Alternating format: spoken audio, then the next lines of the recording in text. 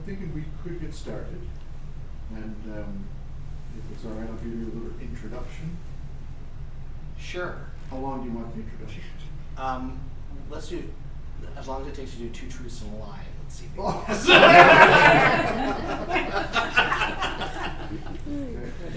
So, Brother Christian and I met in Scotland at St. Andrews. Truth or lie?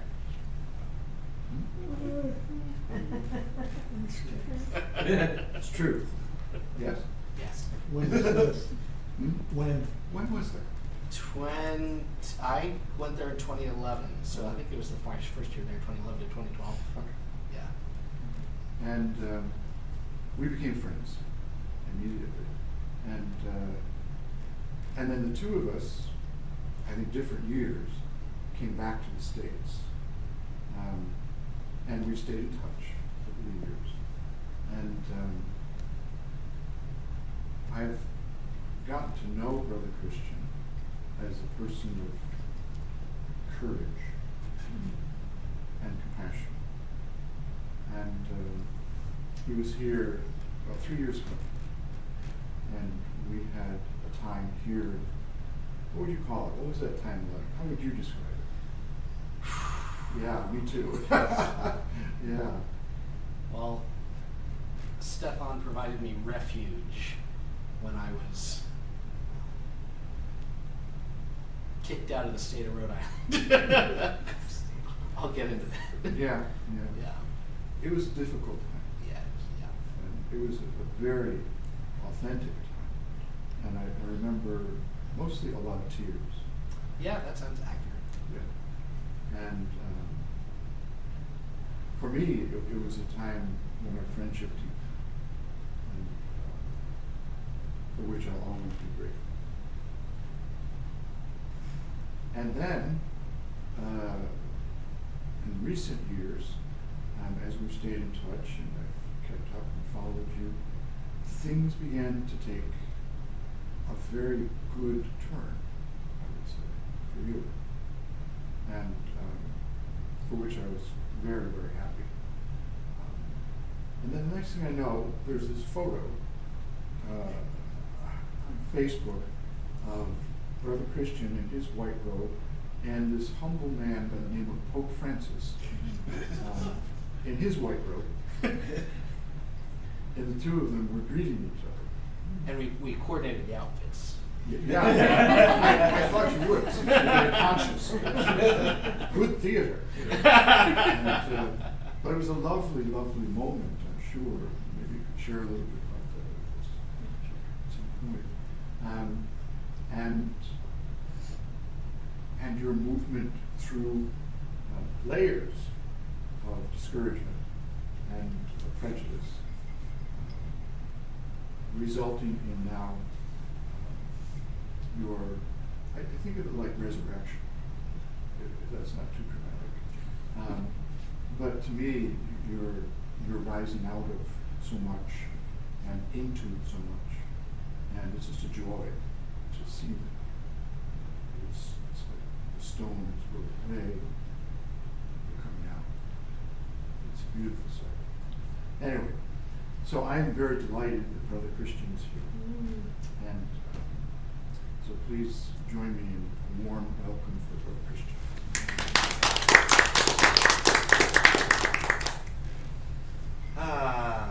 Thank you. I feel like I don't even have to tell a story because there was a whole dramatic arc right there. It was, we met when we were doing at the Institute for Theology, Imagination, and the Arts, University of St. Andrews in Scotland, which is where I was doing my PhD in theology and theater. And we both had this kind of shared vision of community with an emphasis on the arts. And so I've also been very grateful to be able to follow Stefan's journey in finding this place, and finding people, and people finding him, and the community of peace growing. And so I'm glad you all are here, because that's quite an inspiration and encouragement to find other people who are also desiring community and especially peace, which we need a lot of right now. So I'll just share a little bit of my story. I grew up in Texas and Virginia, southeastern Virginia, Hampton Road, Suffolk, Virginia. Yep. So we moved there when I was 8 from Houston, Texas. And I grew up in the Presbyterian Church, USA. Have a really wonderful family. I've got my parents who now retired in Colorado, and I have a younger sister who's 4 years younger. And she and her partner are now stationed in Kazakhstan because her partner works for the State Department, and so works at the embassy there. And finding it very difficult to work for the State Department at this point, but they're doing the good work that they can do. My sister works in climate change, so that's what she does. And so I was assigned female at birth, but that never felt right. So I started, refusing to wear dresses when I was 3. My Montessori school, I got permission to wear the boys' uniform because I just simply refused to wear the girls' uniform. And didn't really know what was going on, neither did my parents. Both my parents are physicians, and my dad's a pediatrician. My mom's a family doctor, and even they, they just kind of figured I was a tomboy because my mom grew up on a farm, and she was a tomboy, and all of her, her sister and all of her female cousins are all tomboys, and that's, but when people ask me, how did you know that you had a male gender identity, which again was not language that I really had until about 20 years ago.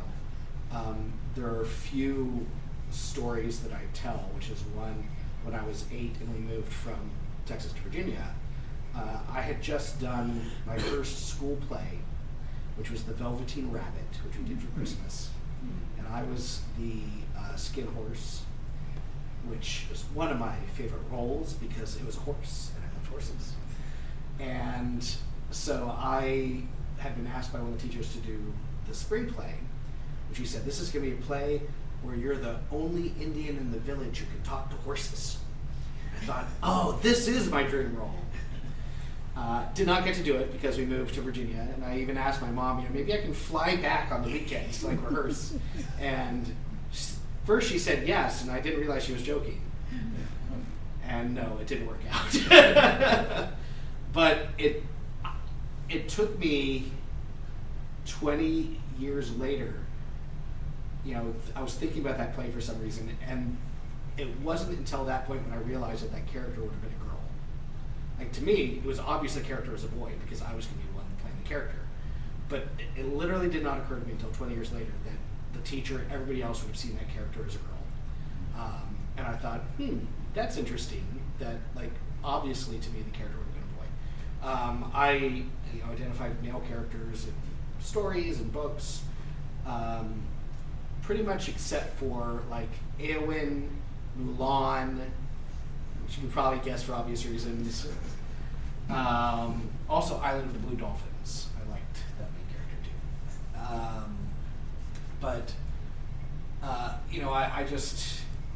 I didn't have language for this. I remember another time when I was in 8th grade and we were talking in homeroom about our parents, and I was sitting on the bus on the way home, and I started thinking about what kind of dad I was going to be when I grew up. And after a few minutes I realized, wait, I'd have to be the mom. Notice I didn't think, well, no, I'll be the mom. I thought, wait, I'd have to be the mom. And I thought, that just doesn't make sense. And I have a wonderful relationship with my mother, who again is, would rather be in pants than wear a dress, or makeup, gardens, gets her hands dirty, is a very accomplished woman who, when she was growing up in western Kansas, in the 50s and 60s, never thought she could be a doctor because she was only told that basically women could be nurses or teachers or maybe a social worker she could be, and when she was, I think, her senior year in college, one of her professors said, Chris, have you thought about applying to med school? And no one had suggested that was even an option for her. And so she spent the summer cramming to do the undergraduate biology courses she hadn't taken because she was majoring in psychology to be a social worker. And she got into med school, which is where she met my dad.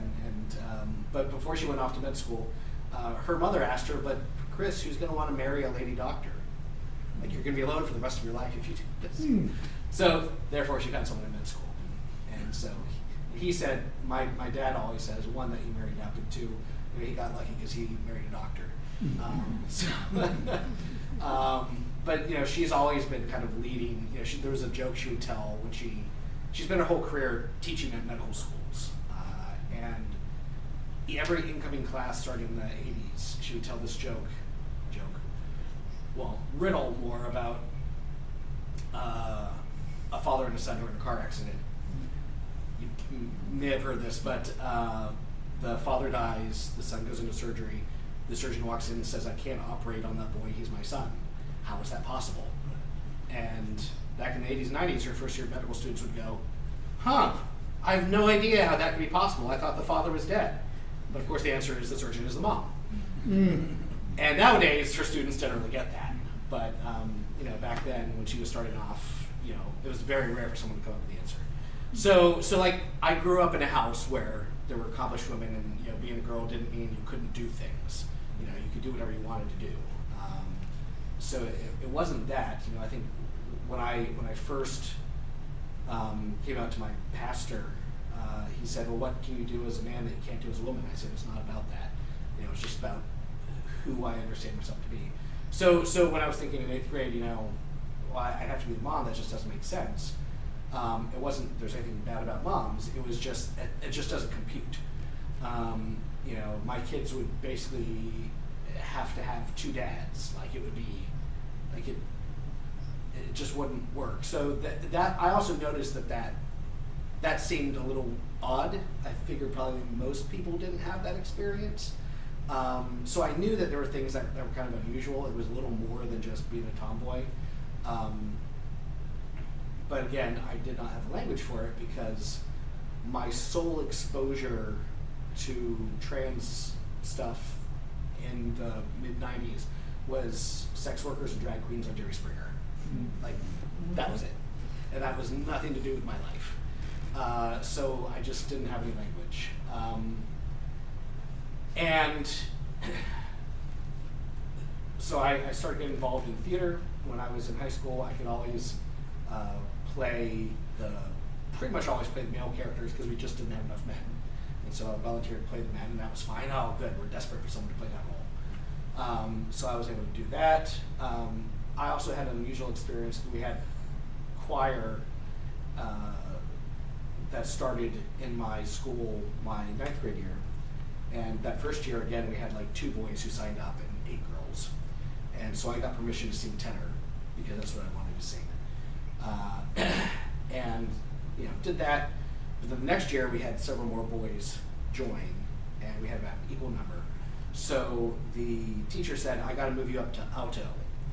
And she said, "I actually should move you to soprano because given your voice, you're actually soprano. But I know you won't like that. So I'll compromise with you and put you at alto." And I resisted, but I understood her logic. It made sense. We need another alto. Sure, I'll help. But the very first choir rehearsal where I had to sing alto, I literally left the room in tears halfway through rehearsal. I just could not continue singing. And a couple of students came out, what's going on? And I didn't know how to explain to them. I just was like, I'm not an alto, and what does that mean? So they went back in, continued the rehearsal. I went to the library and I wrote out this letter to my teacher, and I said, I am a tenor. You might tell me I'm a soprano or an alto, but I can't. I am a tenor. I don't. This is just who I am, and I can't. It feels wrong to sing these other parts, and I feel right when I'm singing tenor, and this is just what it is.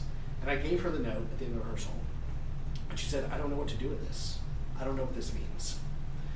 And I didn't have any more words to explain it to her, other than, this is all I can tell you, this is just who I am.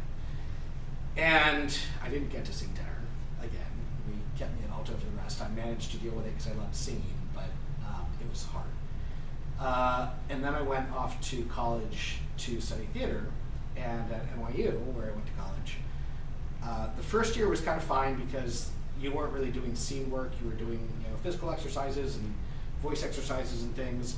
And it was still a little hard because there was a lot about being in your body, and that was hard for me. But you were kind of playing. It was all about exploring and playing, and so it was a lot of fun. But sophomore year is when you start doing scene work, and they would only cast you in things that you could play in the industry. So no more playing, grandmas and grandpas. No more playing, opposite sex of what you were. Only stuff that you could be cast as in the industry. So I was stuck playing basically college age girls, and I just could not do it. I remember doing this one scene from the effect of gamma rays on Man in the Moon Marigolds between two sisters, and the scene is about their relationship as sisters, and it just felt wrong. And I remember talking to the teacher afterward, and I said, I don't know how to explain this to you, but I can't play a sister, even though I have a younger sister, and I said, I feel like playing this role is in some way saying that I can portray a sister to a sister, and it feels like lying. And she, again, had no idea what I was saying, and I didn't have words to explain to her. So I started getting very depressed that year because it felt like I didn't see a future for myself. I wanted to play Jean Valjean, I wanted to play the Phantom of the Opera, but I realized if I continued on the path, I would only be playing Carlotta, I would be playing Madame Thénardier, and I literally did not see how to exist in the world with me feeling one way and seeing myself in one way when I thought of myself, in the mirror or in my, dreams about how my life would be. That was so different from how everybody else saw me. And so I started having suicidal ideation, not planning on doing anything about it, but literally I just felt trapped. I didn't feel there was a way to exist in the world. Until my junior year, I took a class in abnormal psychology and was introduced to the concept of what at the time was called gender identity disorder, and now it's called gender dysphoria. And I went, oh my goodness, this is me. This is not, it's not just me, there are other people who feel the same way. This is an actual thing.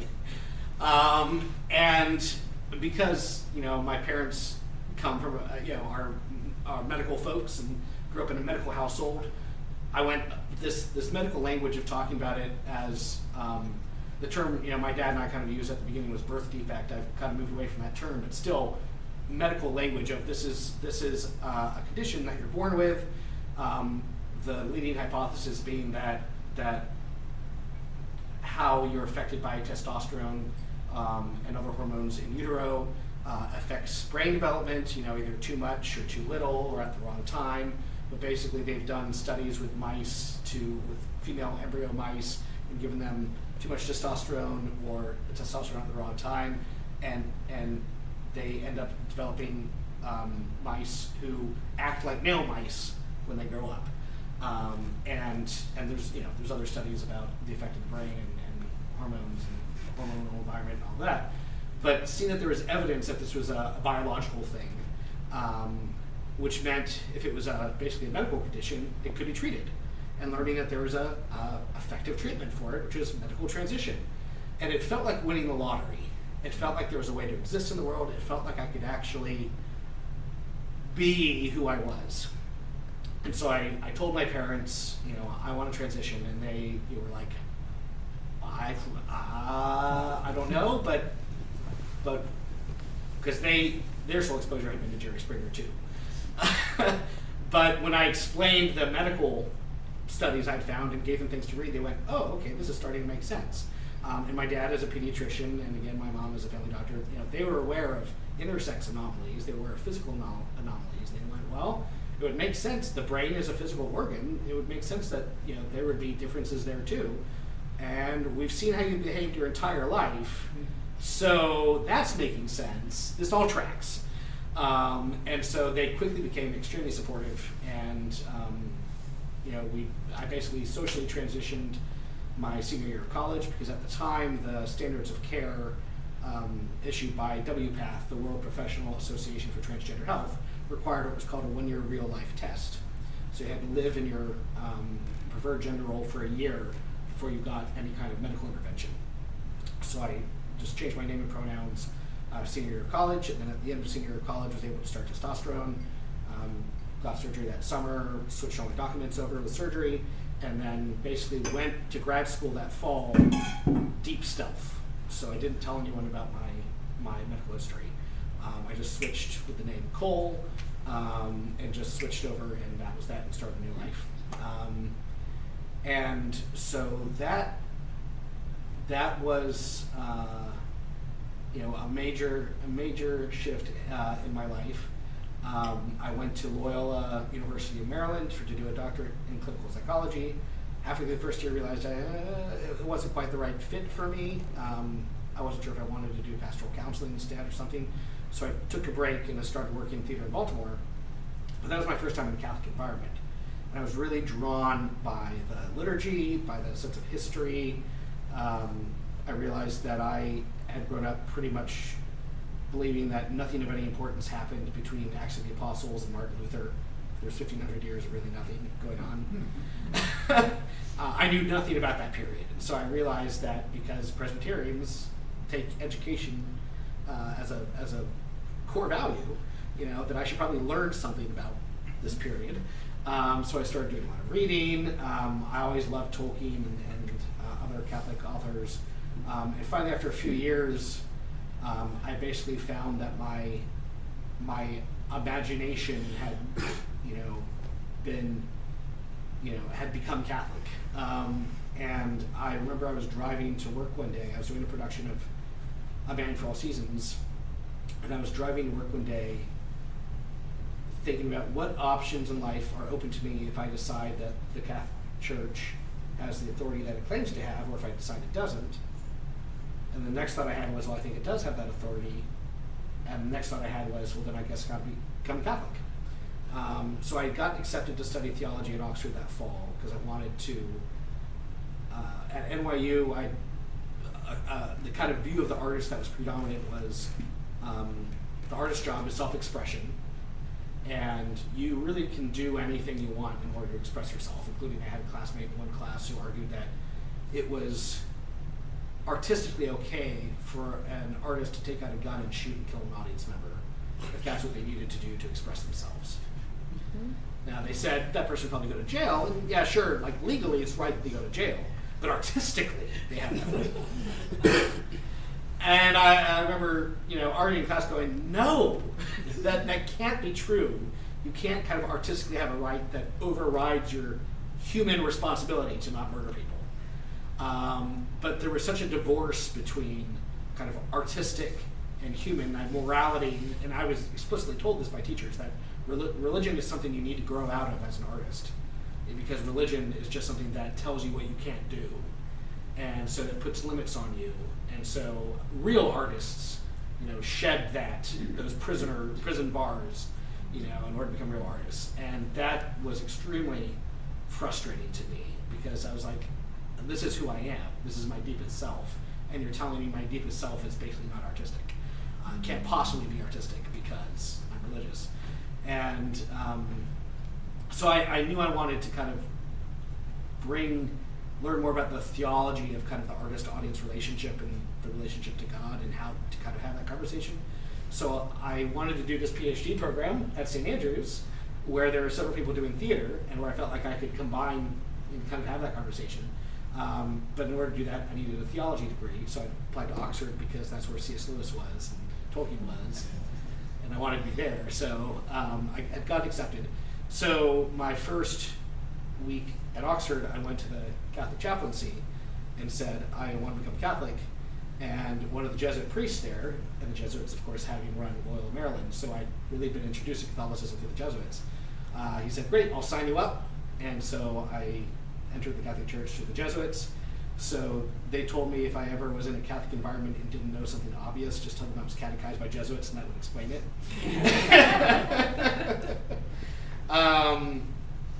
And that year, doing formation with the Jesuits, I immediately felt this call to be a Jesuit. that this call to religious life that was not something I knew anything about growing up as a Presbyterian. I didn't even realize that monks still existed until I think college. I thought they had all died out in the Middle Ages. I literally knew of no existing monasteries in the U.S. I didn't realize that was even a thing. So I discovered this thing that it felt like I'd been looking for my entire life. When I was a kid, I dreamed of riding across the country on my horse doing good for people. And I loved Don Quixote when I read it in high school. And when I met the Jesuits, I was like, well, that's basically what a Jesuit priest does. Like, wandering around doing good. So I went, that's what I want to do. But I knew, because I had done some Googling, that my medical history was going to be a barrier to joining the Jesuits or any kind of religious order in the Catholic Church. So I went to a Dominican priest who was a canon lawyer and expert in consecrated life. And I said, basically, let me run through all the vocations with you. I'm not telling you what I'm interested in, but just you tell me what's in and what's out. So I said, could I be married? No, because that requires certainty about sex, and it's a sacrament. So no. Could I be a priest? No, again, because it's a sacrament that requires certainty about sex. Okay, could I be in a religious order? Theoretically, yes, but I don't know anyone in that situation who's ever successfully entered, because religious orders are separated by sex. So theoretically, yes, but practically, probably not. Could I be a deacon? Theoretically, yes, because we know for sure there have been women deacons, and so sex is not as important as it is with the priesthood. But they're not ordaining women deacons right now, so I don't think that'd be an option for you. But if they open it up, potentially, who knows? But theoretically, yes. And we kind of went through everything, and including diocesan hermit. And he said, well, you could definitely do that, as long as there is a bishop who would take you, because there's no separation by sex, and so we went through the whole thing, and I felt very sad because I really wanted to be a Jesuit. And he was basically like, I just don't think it's going to happen. But he did say, I'm not going to go so far as to tell you not to try. Just be honest when you're approaching them and let them know about your history. And I said, well, that was always my plan. So that started a 10-year period of talking to religious orders to ask them to consider me, and all of them turned me down.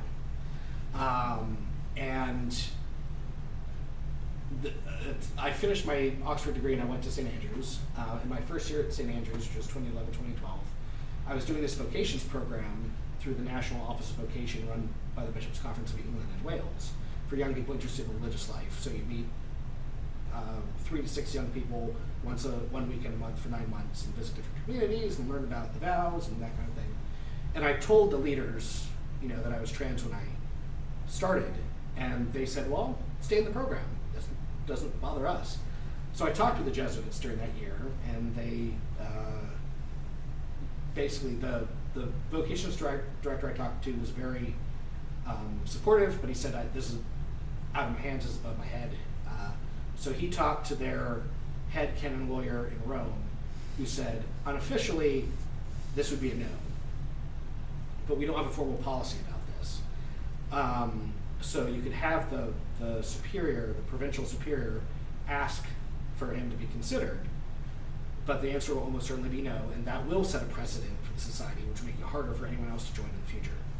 Or you can hold off and wait for a better time, which doesn't give this person any closure, but at least makes it maybe more likely that other people might be able to join in the future. So I left the decision in the hands of the provincial, who opted not to move forward, because he also didn't know me, so he wasn't going to take a risk for someone he didn't really know. But that didn't give me any closure. And I talked with some of the U.S. provinces as well, and basically they either all told me flat no, or if you talk to somebody else, you don't need to talk to me, only talk to the person whose province you're living in right now, or they asked the same lawyer who told them the same thing. So, and I talked with some other monasteries, I talked with some other communities, and basically everybody was saying, we just don't know how to deal with you, or we don't feel like we have permission to consider you, because the Vatican did issue a secret document 25 years ago, which said that trans people could not be married, could not be ordained, and could not be in religious life for two reasons. One, that surgery was so superficial that it did not change the person's underlying personality, which is male or female as defined at birth, which really begs the question. You know, it's assuming your personality is equal to, you know, whatever the doctor put on the birth certificate, which is exactly the question at issue. Because I agree that surgery doesn't change your personality. Like, we're agreed on that. But also B, that this is such a severe psychological condition that having it cast doubt on the person's ability to make and keep lifelong vows. Mm-hmm. You're basically not mentally competent to live out vows, which I knew to be BS. Yeah. So I was aware of that instruction, chose to ignore it because it was wrong. And I could clearly lay out the argument why it was wrong. But these other superiors, you know, felt bound because it's never been withdrawn. They're like, well, you know, my hands are tied. I can't do anything about it. So because that year I was in that vocations program, so January 2012, I got nowhere with the Jesuits. I hadn't gotten anywhere with anyone else. I went on retreat to Pliskerden Abbey in Scotland, Benedict Monastery. Is still the missing monk there? Yeah, they've never found him as far as I'm aware. Yeah, one of the monks went out for a walk one day and disappeared, and they never found him. And so the folks who know him say that he ascended because he was a very holy man. So that's the story about the missing monk. Like Enoch and Elijah, he was taken up. So I went on retreat there, and I couldn't sleep at night, so I wrote out this idea for a religious community dedicated to ministry through the arts and artists. Because I had also been talking with several artists of different disciplines who were discerning religious life.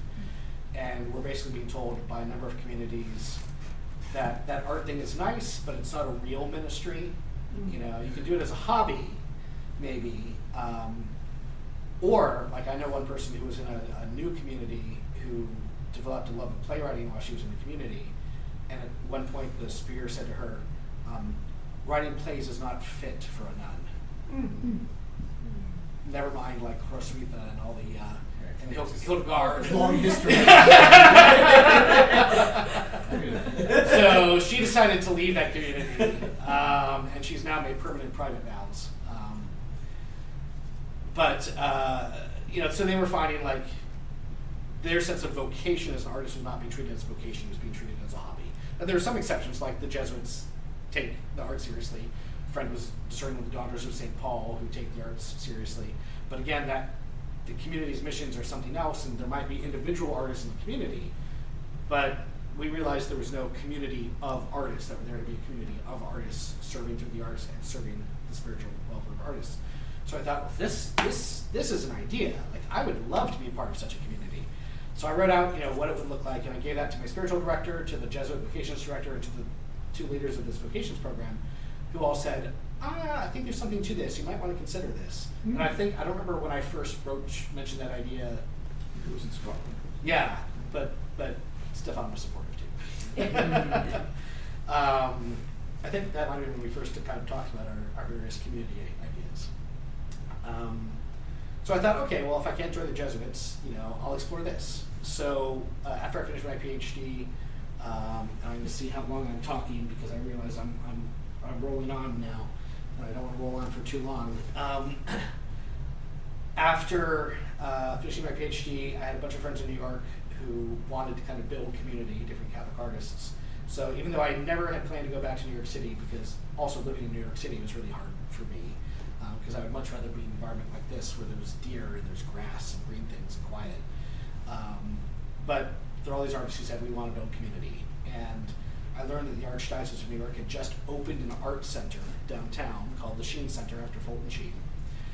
And they were doing an artist residency program, so I applied and I was selected as their first artist in residence. My project was to build community among artists in the Archdiocese. So I went there and I taught for a year at a musical theater conservatory, and then a full-time job opened up at the Sheen Center to work in programming talks in theater and running the artist in residence program. So I started doing that. I set up an intentional community of Catholic artist men living together in an apartment in Harlem called Our Lady of Harlem Artist House. And then started the nonprofit, the Catholic Arts Connection, which started out as an email newsletter, and then we started doing retreats, and we started doing socials, and started like connecting people with spiritual directors, and so it's became a nonprofit dedicated to supporting and connecting Catholic artists. So, and that's, all those things are still going. So I was doing what I felt like I was called to be doing. I was working, doing theater for the Archdiocese of New York, living with other artists in community, doing retreats and helping support artists. So I felt like the work I was doing was exactly right. But I still felt that lack of religious community. I wanted to be in a vowed community of other people with a shared mission. And so after a few years, I had talked, there had been about 50 people over the years who had contacted me saying that they were interested in such a community. I talked with some of them, and it turned out most of them were like, if such a community exists, let me know, but I don't want to help start one. Because I hear there's a lot of hard work. Which, fair. Or they're like, well, I the whole celibacy thing is a deal breaker for me, but I'd love to be an associate member of such a community. So again, when a community starts, let me know. Okay, there were a couple guys who were interested in kind of starting it, and I knew we had to have at least 3 in order for it to be recognized as an association by the diocese.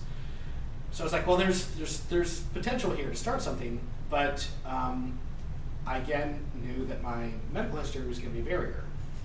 So I talked with a friend of mine who worked for the Archdiocese, and he said, 1, you're not going to get permission to do it here for 2 reasons. 1, if a member of the laity comes to the Archdiocese with an idea for something new, they try and kill it because they treat it like trouble, because they want everything to be controlled directly by the clergy of the Archdiocese, which had been my experience when we had tried to get Catholic Arts Connection recognized as a Catholic organization. They basically said the members of the organization have to be the Cardinal, Archbishop, and the Chancellor, and then they appoint the board, and the board can appoint staff.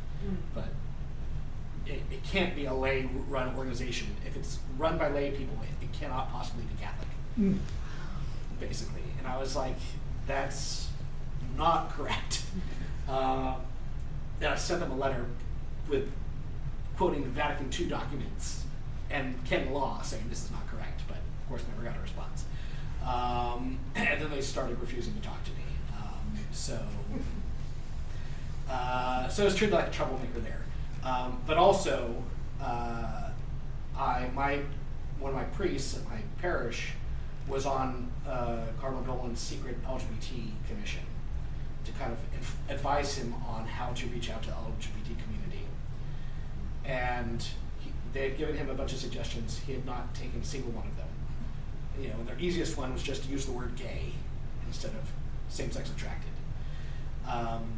And so, he and I both wrote to Cardinal Tobin of Newark, who had just done like an LGBT mass at the cathedral, who basically wrote back and said, I don't think you're going to get any traction because of this instruction from 25 years ago from the Vatican, but I understand where you're coming from, sorry for this bad news. But because I was in Cardinal Dolan's archdiocese, a copy of my letter got sent to Cardinal Dolan as my bishop, and Cardinal Dolan wrote back saying, yeah, that's basically my advice, you're not going to be able to be in religious life. And so I was like, okay, well, there's no place for me in this archdiocese for these ideas. So I went looking for another place to be. I got offered a job as managing Catholic theater in St. Paul, Minnesota. Thought maybe I could start something there. Then my first year on the job, COVID happened. We'd spent the fall building this brand new 200-seat black box theater, opened it February 13th, 2020, closed it exactly 1 month later. Thankfully, we got enough small business administration money that we were able to reopen it in the fall, but not with my job. But thankfully, that spring during COVID, a friend of mine from New York connected me to Bishop John Stowe, the Bishop of Lexington, Kentucky. Because I wrote to my friend and I said, I'm not having any traction with religious orders, but do you know a bishop who would be open to this idea? And he gave me a list of 4 bishops. In case you're curious, the other 3 being Cardinal McElroy, who was at San Diego and is now the Archbishop of Washington, D.C., the bishop Beegler of Wyoming, who had pushed back on some anti-LGBT stuff that U.S. bishops had been saying Pope Francis had said, and he had been at that meeting. He was like, Pope Francis didn't say that. You're making things up. And Archbishop Wester of Santa Fe. Those are the 4 bishops on the list at the time. There's actually probably would be a longer list now, thankfully.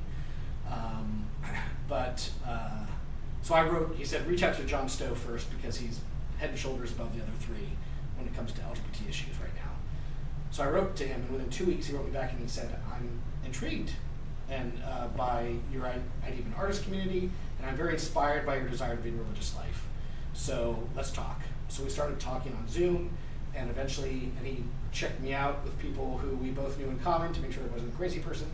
I somehow passed the vetting. He only discovered later that I was a crazy person for other reasons. I think the artist thing probably made his eye rug up a little bit, let's see. But then he figured out that I was relatively stable. And so he said, okay, let's try this out. He asked me to do a novitiate with a currently existing community. And so that started a year of me visiting communities to try and see who to do formation with. And I think you were just getting settled here, like you had just gotten the property, you were getting set up. So it was around that time. I would have loved to do formation with the Jesuits, but Jesuit formation is just to make Jesuits. They don't open it up to anyone else. But the other spirituality I really connected with was Benedictine, because I love the liturgy of the hours, I love the stability, I love that rhythm. And so I thought, well, that's been lived in a variety of different ways over past almost 2,000 years. So that can be pretty flexible. So let me try and find a Benedictine monastery. So I visited a few that I knew about or that people had recommended to me, and I also just did a Google search and found this one in Rhode Island that had half of the monks had come from an artistic background, including 2 had worked professionally in theater before they entered. And I knew the English Benedictine congregation because of the time I spent in England. And I thought, oh, let's check it out. And I visited and I loved it. And I actually didn't want to leave after my initial 2-week visit. So I asked if I could do formation with them. And I told the, at the time, prior administrator, because they didn't have an abbot, they were in between abbots, so he was just administrating, and he's now the abbot there. But I asked him, I told him my whole medical history. I said, this has been my barrier, but I have a bishop behind me now. Can I do formation with you? And he said, well, he told me he had been raised Catholic, left when he was a young man because he was sick to death of the hypocrisy that he had found in the church, became a Muslim and got into Sufism. And through kind of that mystical prayer, contemplative prayer, came back to Catholicism because he knew nothing about Catholic contemplative prayer growing up, as is pretty common. So in his 40s, he came back to Catholicism through contemplative prayer and immediately wanted to become a monk. And he had visited a bunch of different monasteries. They had all turned him down because they didn't want someone named Rashid, El Salam, in their monastery, really. That was basically the impression he got from all of them, And until he got to one monastery which said, tell me about your journey with God and how that led you to Islam and what you learned about God through Islam. And then how did that bring you back to Catholicism? And what have you learned? Is there anything that that you missed? Tell me about your, how is this all part of your journey and who you are as a person? And he said that was the first monastery that treated him as a whole person and not as a problem. And so he said, even though I haven't had the same experience as you, I understand what that can feel like. And I think monasteries are best served when their members come from a variety of different backgrounds. And so he said, I think you'd be a gift to this monastery. And no one had said anything like that to me before. So he said, we have a novice coming in. If you want to come in at the same time as him, you're welcome. So I entered May 1st, 2021 with Brother Basil, who just made his solemn vows in May.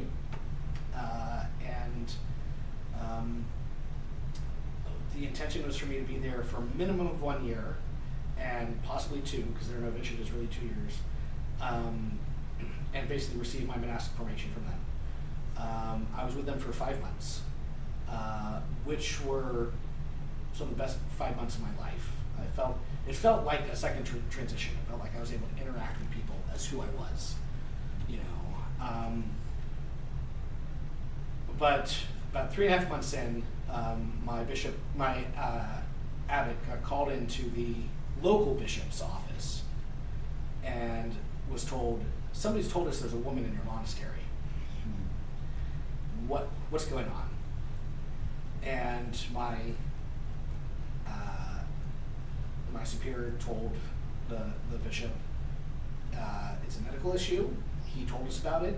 Like, it's not true. We have a man in the men's monastery, you know, and it's all good. There's not a problem. But the bishop basically said, well, I don't want the conversation. That a conversation about this topic would itself be harmful to the church. And so I basically want this to go away. I want this person to go away. We need to take down from the monastery any evidence that they ever were there. And I want them gone. And this was really after there were 6 weeks of trying to get permission for me to stay. Finally, the bishop insisted that my superior reach out to the head of the congregation, who knew me, and said, you know, while I respect Cole, because he refused to call me Brother Christian, which is the name that I was given when I entered the novitiate. You know, while I respect Cole, you know, his medical history means he can't be in any form of consecrated life. So he can be in residence in the monastery, but he can't be a novice. And we were going to compromise there and be like, okay, I can still live there and take the same classes and share in the prayer, but I just won't wear the habit or be called brother. Fine, I can live with that. But we brought that back to the bishop, and the bishop, who of course refused to even talk to me directly, you know, wouldn't let me meet with him and share my side of the story. He basically said, I don't want any controversy, so I don't want. He wouldn't even consider, the question was never raised, does this person have a vocation? Or how is God working in this person's life? It was, having this person here is causing questions, and I don't want to deal with questions. Dealing with the questions is bad. This is something we shouldn't talk about. So I want this person gone so we don't have to ask the question of whether this person can potentially have a vocation. So he demanded that I leave his diocese, which covered the entire state of Rhode Island. That's how I got kicked out of the state of Rhode Island. And then he wrote to my bishop and said that the monks had kicked me out, which my bishop knew was a lie, because my bishop was the first person the abbot called. My bishop wrote back to that bishop and said, I know that's not true, tell me what actually happened. And that bishop, of course, never responded. So I had to leave, and I came here because my superior said, you know, this is not looking good, find a place where you can go. And so I called Stefan, and he said, of course you can come here. So I drove down here from Rhode Island. I had just bought a used car, because I'd sold my car before. I'd sold everything, you know. So I borrowed some money from my family and bought a used car and drove down here, basically a puddle of tears. Was that the end of the summer of 2021? Yeah. Yeah. And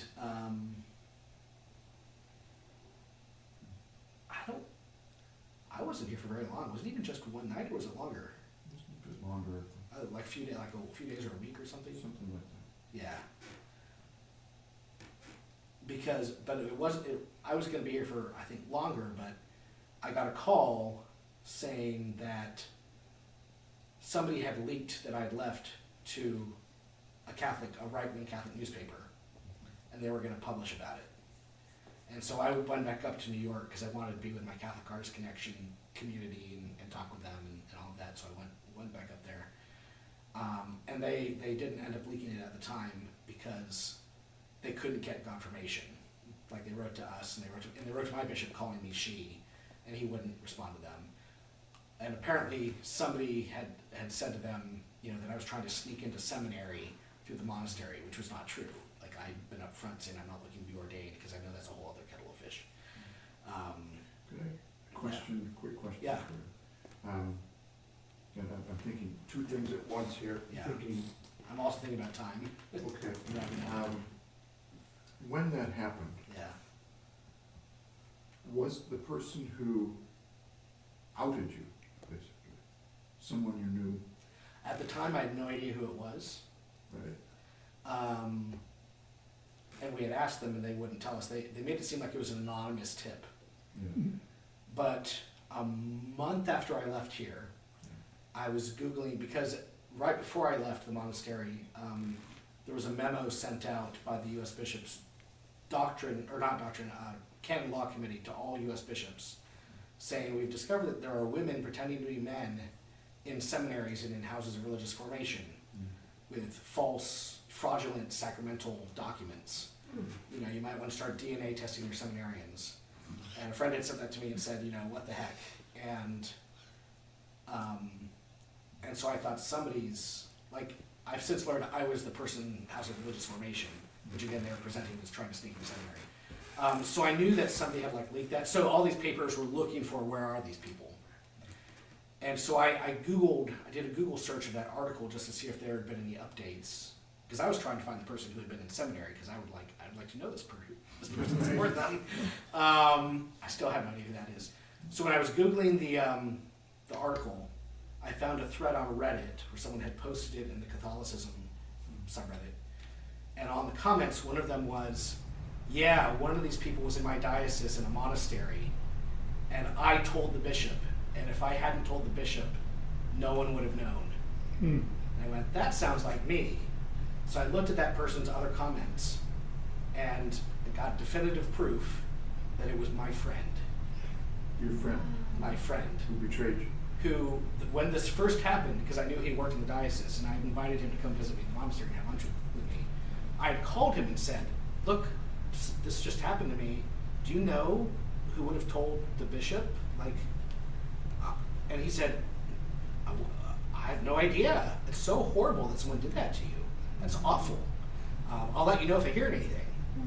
And then I found him, 2 months later bragging about having outed me. Yeah. That part I remember. Yeah. I'm going to suggest we take a quick break. Yeah. So that was a low of the low. So I came here, and I not coming here was low of the low. This is good. This is my feeling the low of the low. Went back up. Was able to finish my formation with the Camaldolese in California. As a guest, not as a novice, but I was able to take classes with them and live with them for a bit. And you were still at Berkeley then, so I got to kind of. I was with the Camaldolese. Yeah, you were staying in their house in Berkeley. Yeah, I was staying in a different house, but I got to come up and see you. And so I finished my initial year of formation and made first vows in 2022 as a diocesan hermit of the Diocese of Lexington. So the other two guys who had been interested in the arts community had since kind of gone, no, I'm not really interested anymore. So by the end of that year, it was just me. So that was basically the way I could remain in religious life. Basically be a solitary monk whose vows are made in the hands of the bishop. So he's my superior. I lived with the Benedictine sisters in Mount Tabor for a year. I rented one of their hermitages, and so they continued to give me classes in monastic formation. They knew my whole story. They were incredibly supportive. Then a couple years ago, about a year and a half ago, no, it was 2 years ago now, I bought a little hermitage in Pikeville, Kentucky, which is where I now live with my German Shepherd. And I started working at the local theater, which I don't work there anymore because they won't work with union members and they don't pay the people appropriately, so we're doing a lawsuit to get people paid appropriately. So unfortunately I'm not working with the city anymore. But I did start my own production company, so this is my third year doing this one-man play about suicide prevention called Every Brilliant Thing, which is, as The Guardian says, the funniest show you'll ever see about depression. They actually filmed the New York premiere, which was not my production, it was the original production. But if you ever go on HBO Max, they have the original New York production of the show, Every Brilliant Thing, and you can watch it, and it's very funny. A lot better live. But so I do theater, but I still had not come out. I mean, I still was. Basically, after this happened with the monastery in Rhode Island, my bishop wanted me to be able to continue my formation without further disturbance. So I was kind of staying off the radar and off the internet because I knew if I showed up as Brother Christian on the internet, this newspaper might leak the story after all. So I felt like I really had to hide, and I was very separate from my community. Like I was not keeping my friends up to date with what was happening. You were in the inner circle, so you were up to date more than others. But more and more bishops in the U.S. were starting to issue gender policies. The flood kind of started in 2019 when the Congregation for Catholic Education issued this document called Male and Female. He created them, which is the first public Vatican level document on gender ideology, a term which is never defined, that basically says people are, it doesn't say this in so many words because it doesn't really understand what being trans is, but basically implies that people are trans because they commit to a philosophical position that gender means nothing, that it's just a social construct, that biology means nothing and your body has no theological meaning, that your self is just entirely self-created, it's not given to you by God, and so you don't have to listen to God about anything. You know, there is no objective truth. There's just, you create your own reality and God has nothing to do with it. And so that's what it means to be trans, is to believe that you can create yourself, which is the exact opposite of what I believe. And I know there may be some trans folks who believe some or all of that, but not my experience. That is not the standard, belief system of, especially the trans people of faith I know. I know no trans person who says, yes, I came to a Gnostic philosophical position and therefore decided that I was going to go spend $100,000 on surgery on my body. No. So when that came out, I was very frustrated and actually sent a letter through a friend who was going to the Vatican. I sent them a letter saying, this document is incorrect. And if the fact that the prefect of the congregation admitted they hadn't spoken with any trans folks when they created it and didn't see the need to. Right. I said, you're educators. That's like telling the student, write a paper on Dante, and by the way, you don't have to read Dante. You wouldn't let them get away with that, so you're ignoring the primary source. And I said, before you issue anything else, you need to talk to at least 100 trans people, to get the whole experience and the wide range of things.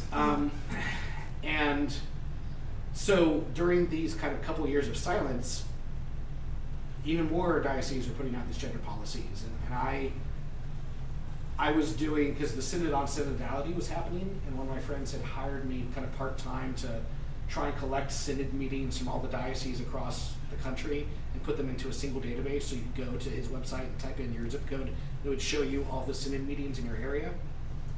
So for that, I was going to all the diocesan websites and looking for their meetings. And when I was on the Diocese of Marquette website, I found their new gender policy, and I alerted my friend Jim Martin to it, who then posted about it and got picked up by the Catholic papers. And that was the first gender policy which said that trans people could not be baptized, and could not receive communion, could not receive a Catholic funeral, could not be confirmed, could not receive any sacraments unless they confessed and repented.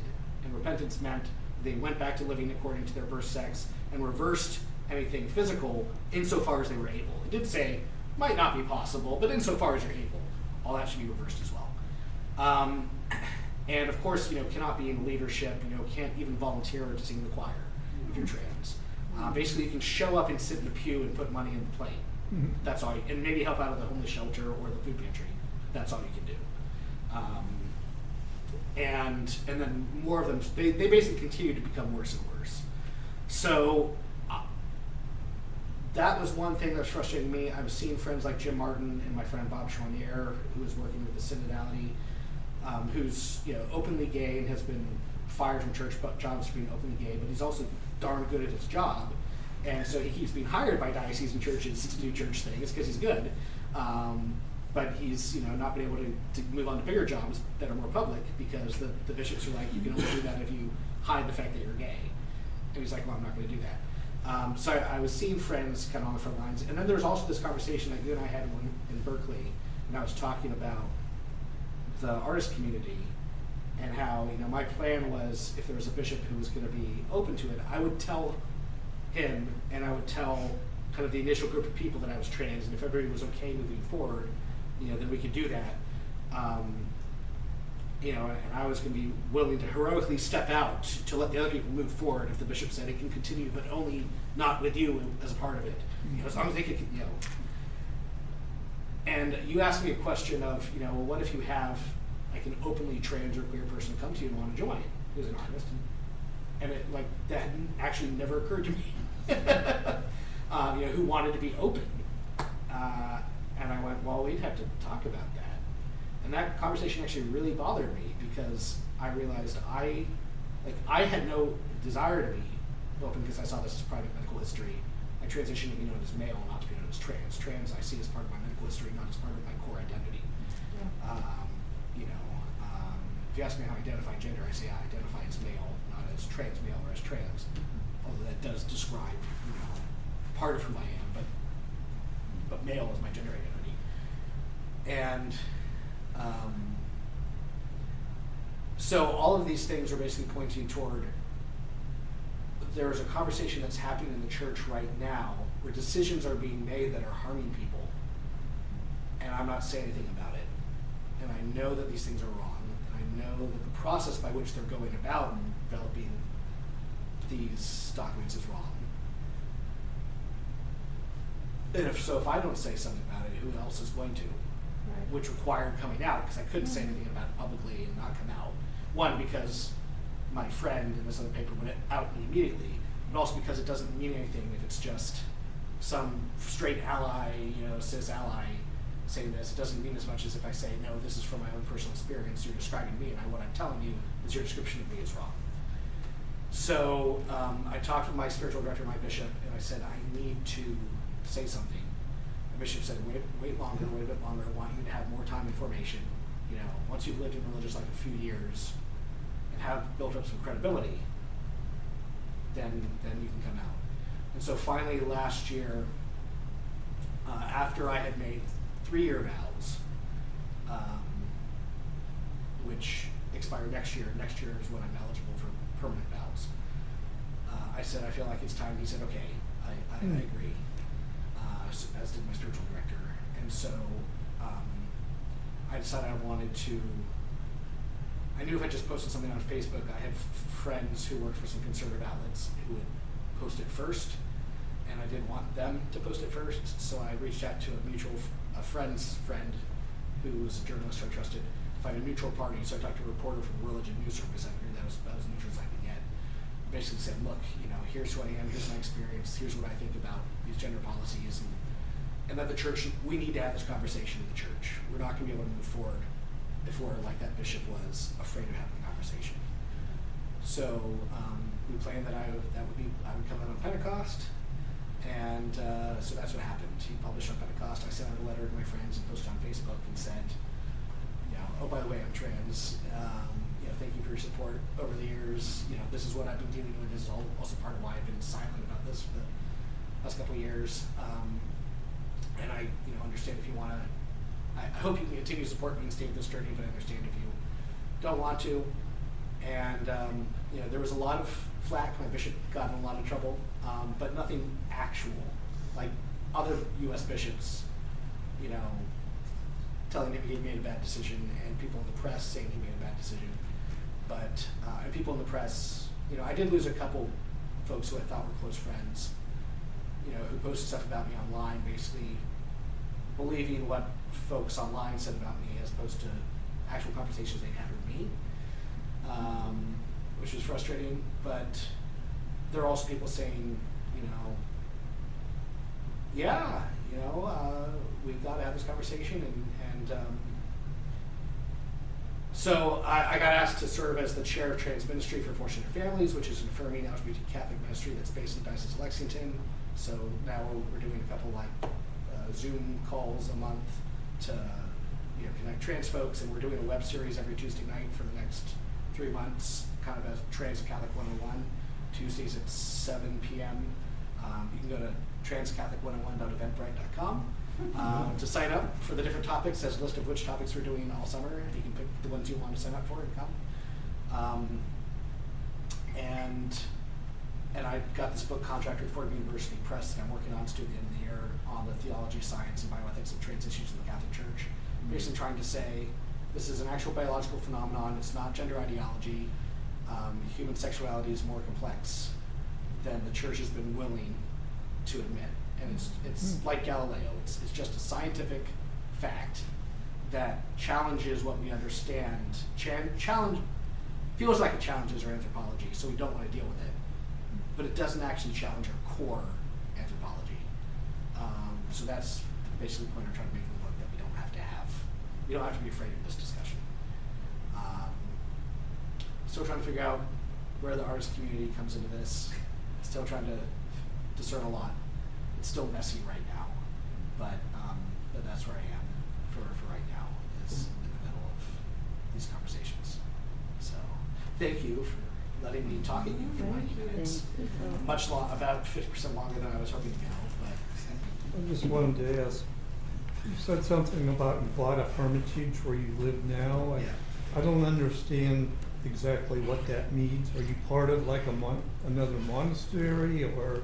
So here's kind of my official canonical status. So, as a diocesan hermit, my vows are accepted by the bishop on behalf of the diocese. So basically the diocese is my monastery, the bishop is my abbot.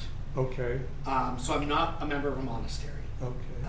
But the monastery where I did my formation, at the end of my novitiate year, I came back and visited them, because I still have a relationship with them. I still secretly go visit them sometimes.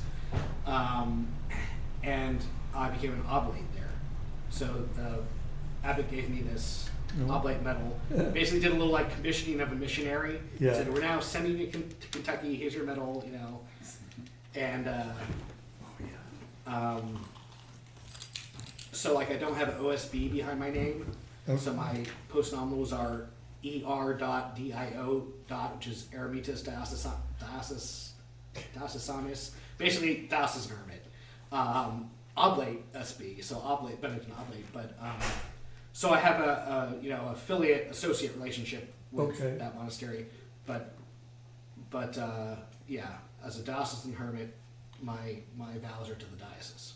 So you just live in a place that's not a religious grounds. Well, so it has been commissioned to religious grounds by the bishop as. Yeah. So it's basically a monastery with one monk in it. Okay, that's what I was just trying to picture. Yeah. So like, what's standard for diocesan hermits, and this was only in the Code of Canon Law since 1983. It's just been like brought back relatively recently after Vatican II. Is a lot of people think that we get like a salary from the diocese to fund ourselves, which we don't. It's standard to get zero from the diocese. So I don't get a penny from the diocese. I'm not even on the diocesan health insurance, So diocesan hermits are entirely responsible for their own living. Okay. So I pay my bills mostly with donations. I did a campaign for people who wanted to contribute to the book, so that I could work on that full time. Because since I have an academic book contract, they don't give me in advance. So a little over half.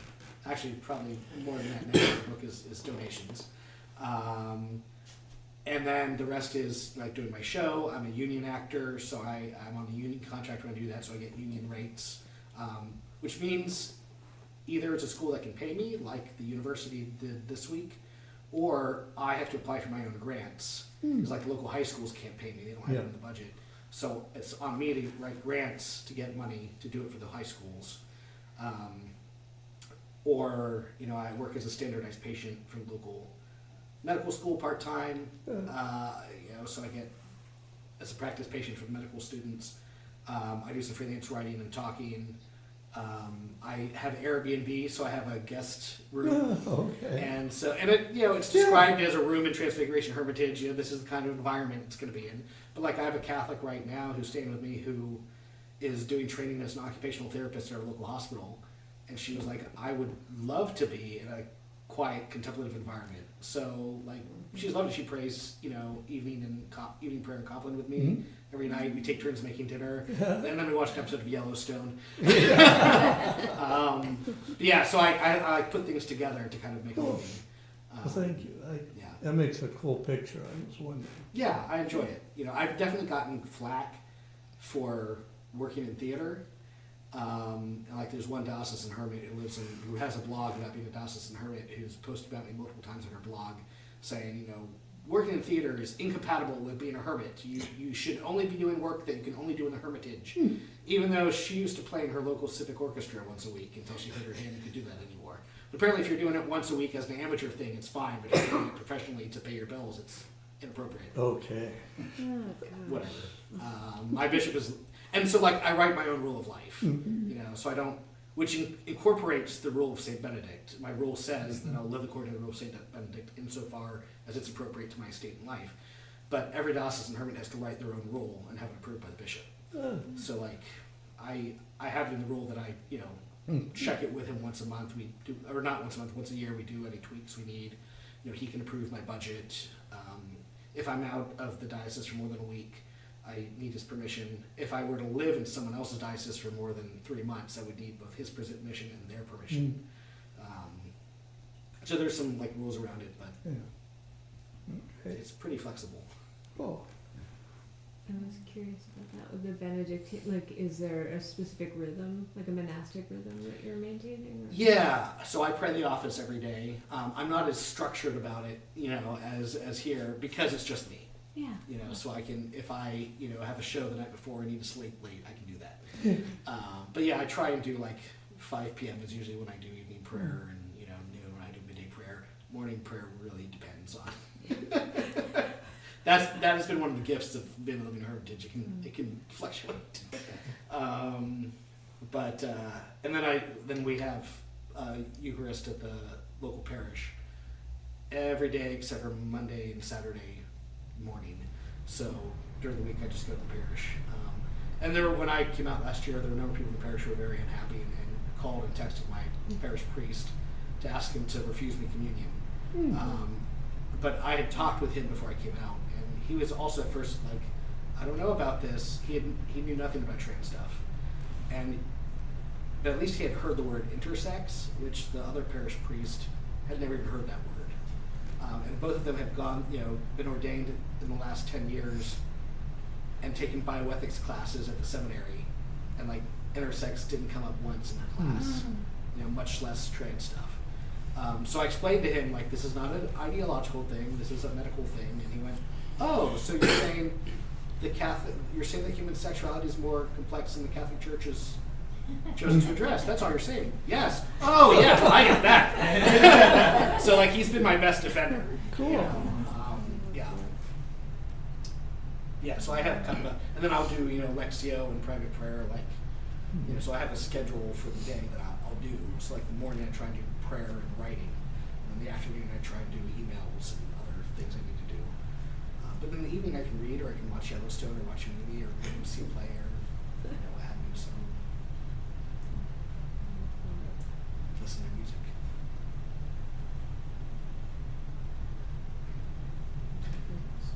You were saying that you have a kid queer kid who is changing their pronouns kind of from week to week, but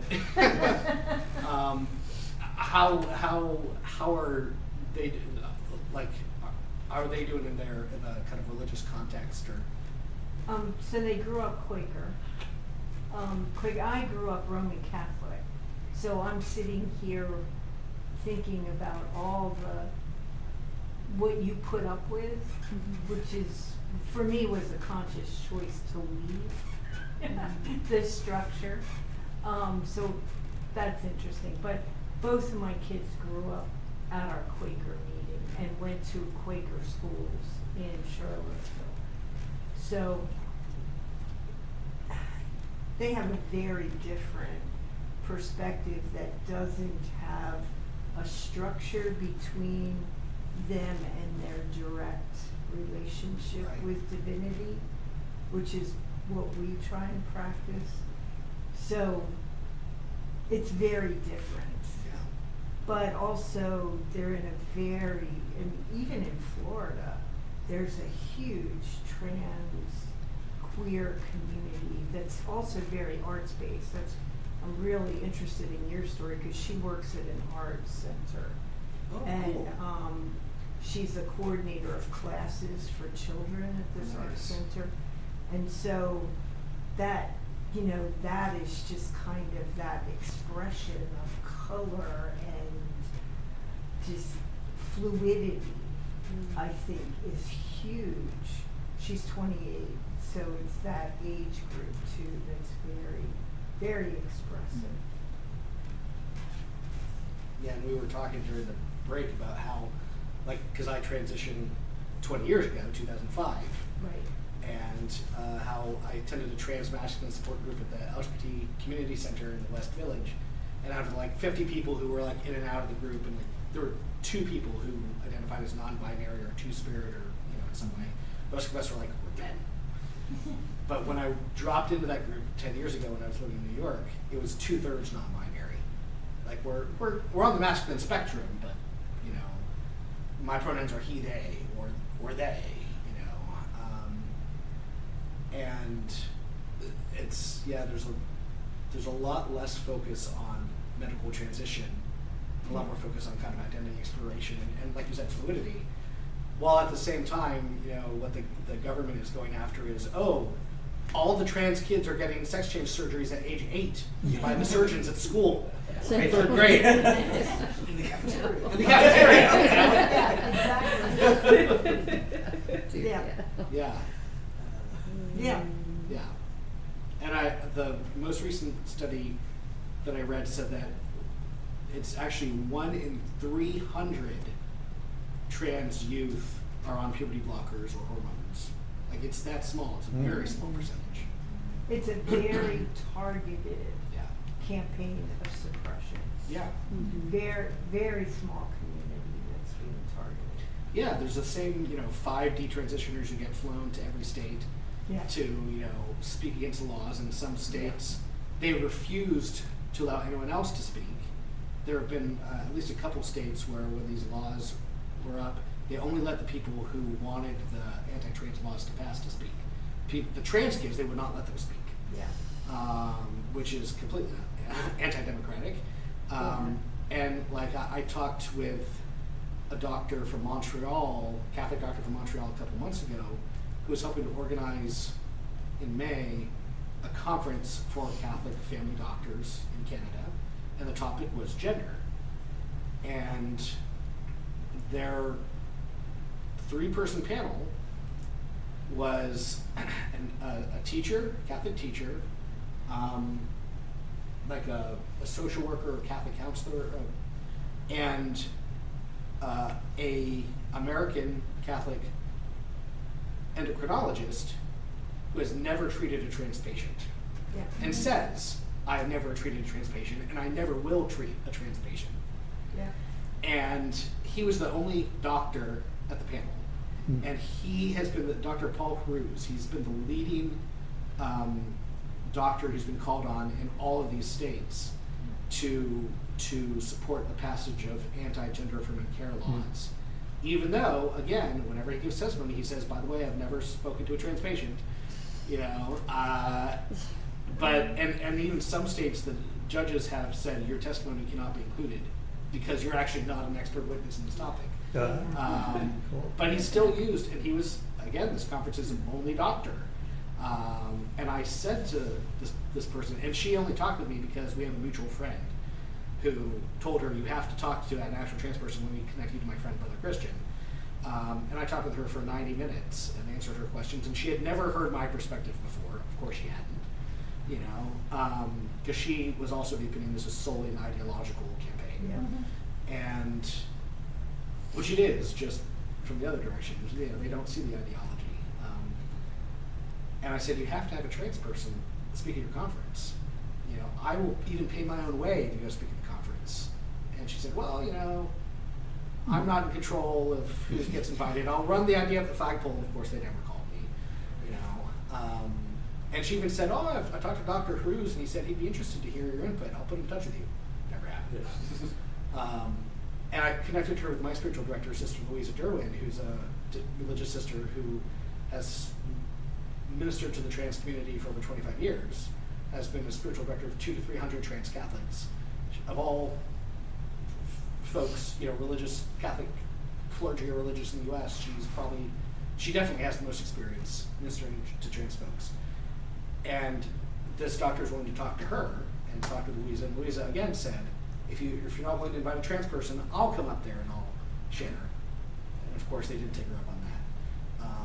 But thankfully, at least, you know, we got to that one person to just give her a different perspective. Mm-hmm. But that's what's been happening is we were talking about another story during the break. In the Archdiocese of Boston, they were creating a gender policy. And one of the women on the commission reached out to my friend Michael, who's trans, and said, and he's been quoted in Catholic papers a lot, he's on the board of New Ways Ministry, and she said, Michael, we would love to have your input, you know, and so you should come to our next meeting and share with us your thoughts. And so and he said, I'd love to. So she told the bishop in charge of that commission, you know, Michael's going to come to the next meeting. And the bishop said, well, no, we don't want any trans folks to give input on this until it's done. Wow. Yeah. And so she had to write to him and said, Michael, you've been disinvited. You know, they don't want to hear from you until we know what we're going to say. And she was so upset, she called a reporter who wrote about it and called Michael. And Michael, you know, gave his experience and said, you know, I'm very disappointed. I think that's a mistake. And after that article was published, the bishop reached out to Michael and said, because you talked to a reporter, we will never hear from you. Yeah. Wow. You will never be allowed to comment on it. Hmm. And then they published it with no input at all from any trans person. And of course, it got heavily criticized. Yeah. But yeah, you know, it's on the flip side.